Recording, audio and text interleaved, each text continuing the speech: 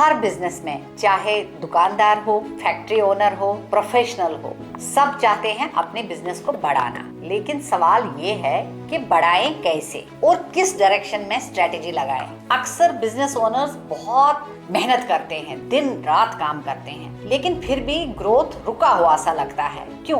क्योंकि मेहनत करना और सही डायरेक्शन में मेहनत करना दो अलग अलग चीजें हैं। आप मेहनत कर रहे हो, लेकिन आपको नहीं मालूम है कि ये ग्रोथ का रास्ता है कि नहीं, वहां पे ही आप रुक जाते हो। आज मैं आपको सिंपल वेज और टेक्निकल कॉन्सेप्ट समझाऊंगी, जिससे आपको ये साफ हो जाएगा कि आपकी बिजनेस को एक्चुअली स्केल कैसे करना है और कौन सी डायरेक्शन लेनी है। दुनिया का हर बड़ा व्यापारी, चाहे अंबानी हो, टाटा हो, इलॉन मस्क हो, बिजनेस को बढ़ाने के उनके 4 ही तरीके होते हैं और जो वो इस्तेमाल करते हैं स्मार्टली। इस कॉन्सेप्ट का नाम है एनसॉक मैट्रिक्स। ये है एक सिंपल फ्रेमवर्क जो आपको बताता है कि बिजनेस ग्रोथ इन 4 रास्तों में करनी है और आपको कौन सा रास्ता अपनाना है। अगर आपको ये 4 रास्ते समझ आ गए तो आपका कंफ्यूजन खत्म हो जाएगा और बिजनेस बढ़ने लगेगा। पहला तरीका है मार्केट पेनिट्रेशन। मान लीजिए मेरे पास एग्जिस्टिंग प्रोडक्ट है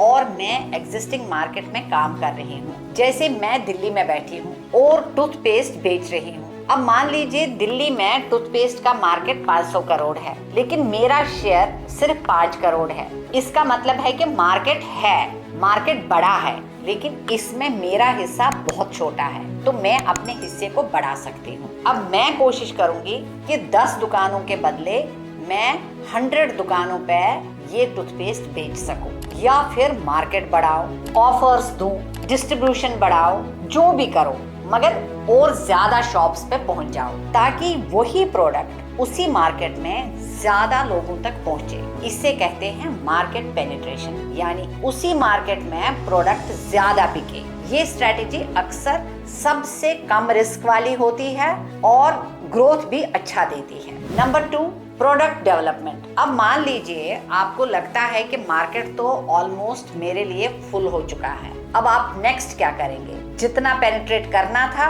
उतना तो आपने कर लिया, तो अब आप प्रोडक्ट बढ़ाएंगे, एसक्यूज बढ़ाएंगे।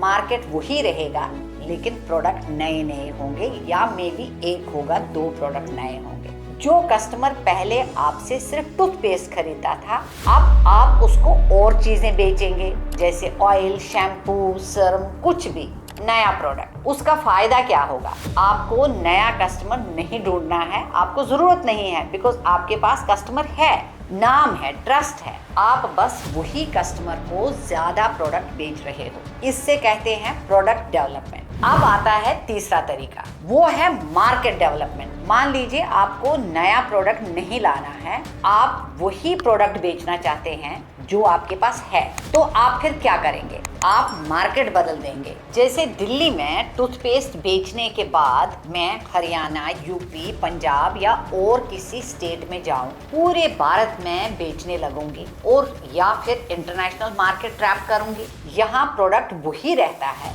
लेकिन मार्केट नया हो जाता है। इससे कहते हैं मार्केट डेवलपमेंट। कई बिजनेसेस इसी स्ट्रेटजी से तेजी से ग्रो कर जाते हैं। और चौथा स्ट्रेटजी क्या है?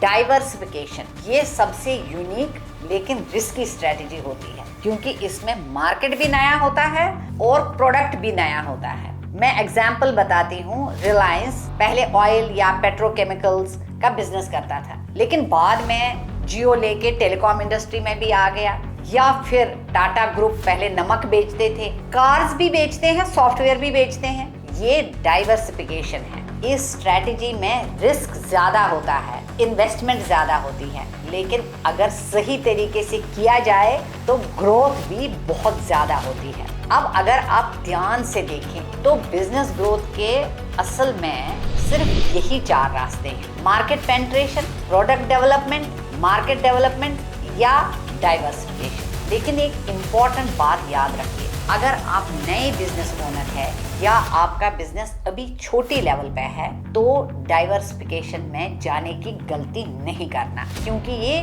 बड़ी गेम है। पहली वाली 3 स्ट्रेटजीज में आपके पास ऑप्शंस हैं और बिजनेस ग्रो करने का इतना ऑप्शन है कि अगर आप 1 करोड़ पे है, आप 1000 करोड़ तक जा सकते हैं। बस आपको ये क्लैरिटी होनी चाहिए कि इनमें से आपका बिजनेस किस डायरेक्शन में ग्रो होगा। रास्ते तो यही 4 हैं, क्योंकि जब आपकी डायरेक्शन क्लियर होती है तभी ग्रोथ पॉसिबल भी होता है। अगर आपको ये वीडियो अच्छा लगा, please let's know by leaving a comment और by hitting the like button. अगर आपको बिजनेस और स्टार्टअप से जुड़ी और भी कोई भी इंफॉर्मेशन चाहिए तो आप हमें बता सकते हैं, और आप हमारा YouTube चैनल सब्सक्राइब करना नहीं भूलना।